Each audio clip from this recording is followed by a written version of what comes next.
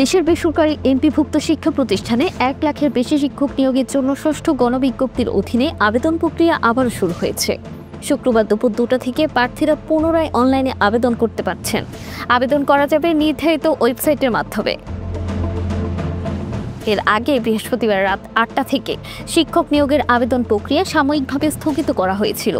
বেসরকারি শিক্ষক নিবন্ধন ও প্রত্যয়ন কর্তৃপক্ষ জানিয়েছে, জরুরি কারিগর উন্নয়ন ও রক্ষণাবেক্ষণ কাজের কারণে এ স্থগিতাদেশ দেওয়া হয়েছিল।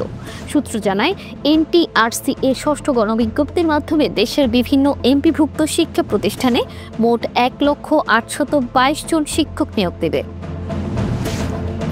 আবেদন প্রক্রিয়া শুরু হয় ২২শে জুন, যা চলবে ১০ই জুলাই রাত ১২টা পর্যন্ত। আবেদন ফি জমা দেওয়ার শেষ সময় ১৩ই জুলাই পর্যন্ত নির্ধারণ করা হয়েছে। তবে কারিগরি ত্রুটির কারণে প্রক্রিয়াটি মাঝপথে স্থগিত হয় এবং এখন তা পুনরায় চালু করা হলো। আগ্রহী প্রার্থীদের নির্ধারিত সময়ের মধ্যে আবেদন সম্পূর্ণ করতে বলা হয়েছে।